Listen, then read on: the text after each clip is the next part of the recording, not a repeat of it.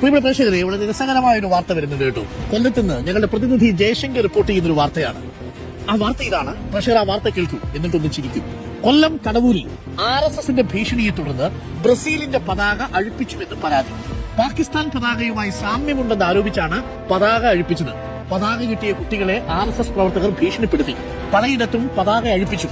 ഉയരത്തിൽ കെട്ടിയ പതാക പോലീസിനെ ഉപയോഗിച്ച് നീക്കം ചെയ്തുവെന്നും ആരോപണമുണ്ട്. നമുക്ക് ചില പ്രതികരണങ്ങൾ ഉണ്ടോ എന്ന് കേൾക്കുന്നു. പതാക അഴിച്ചു മാറ്റുകയാണ്. ഇത് പാകിസ്ഥാൻ പതാകയാണെന്ന് RSSലെ ചിലർ കരുതി. ഇത് പൊന്ന RSS സഹോദരങ്ങളെ, ഇത് ബ്രസീലിന്റെ പതാകയാണ്. ബ്രസീലിന്റെ പതാകയിൽ പച്ചയും മഞ്ഞയും ഒക്കെ ഉണ്ട്. പാകിസ്ഥാന്റെ പതാക നമ്മുടെ തെരുവിൽ ഇപ്പം കെട്ടേണ്ട ആവശ്യമില്ലല്ലോ. പാകിസ്ഥാൻ ഈ പറയുന്ന ഫുട്ബോൾ കളിക്കുന്നില്ലല്ലോ. ഇത് ബ്രസീലിന്റെ പതാകയാണ് എന്നുള്ള സാമാന്യ ബോധം പോലും അല്ലെങ്കിൽ പിന്നെന്തിനാ. JV ജയശങ്കറുണ്ട്. ജയശങ്കർ പാവം കുട്ടികളെ, ബ്രസീലിന്റെ ആരാധകര്, നമ്മുടെ നെയ്മറിന്റെ ആരാധകര്, അവര് വലിയ ആവേശത്തോടെ കെട്ടിയ പതാകയാണ്. RSSലെ ചില സഹോദരങ്ങൾ പോയിട്ട് ഈ പാകിസ്ഥാൻ ഏതാ ബ്രസീൽ ഏതാന്ന് തിരിച്ചറിയാതെ പോയി പിള്ളേരെടുത്ത് പറഞ്ഞ ഭീഷണിപ്പെടുത്തിയ എന്താ സംഭവിച്ചത് ജയശങ്കർ?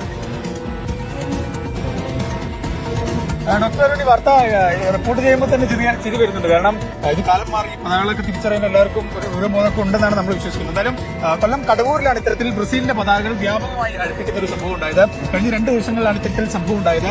ഈ കടവൂർ പ്രദേശത്തെ ഒരു ക്ഷേത്രവുമായി ബന്ധപ്പെട്ട് അതിന്റെ പരിസര പ്രദേശങ്ങളിലൊക്കെ ഇത്തരത്തിലുള്ള ആരാധകർ, ബ്രസീൽ ആരാധകർ സ്ഥാപിച്ച പതാകകളാണ് നിർബന്ധിച്ച് അവിടെ നിന്ന് അഴിച്ചു മാറ്റുന്ന ഒരു സാഹചര്യം ഉണ്ടായത്. ആ ക്ഷേത്രവുമായി ബന്ധപ്പെട്ട പ്രദേശ സമിതിയുടെ ആളുകളും ഈ RSSന്റെ ചില പ്രവർത്തകരൊക്കെ തന്നെയാണ് ഭീഷണിപ്പെടുത്തിക്കൊണ്ട് ഇത്തരത്തിൽ ഈ പതാക ആളുകളെ കൊണ്ട് നീക്കം ചെയ്യിപ്പിക്കുന്ന ഒരു സാഹചര്യം ഉണ്ടായത്. ചിലയിടങ്ങളിൽ ചില പോലീസുകാർ ഇത്തരത്തിൽ പതാക നീക്കം ചെയ്യണമെന്ന് ആളുകളെ നിർബന്ധിച്ചു എന്നൊരു ആക്ഷേപം കൂടിയുണ്ട്. പക്ഷേ പോലീസ് ഇതുമായി ബന്ധപ്പെട്ട് ഔദ്യോഗികമായി പ്രതികരിച്ചിട്ടില്ല.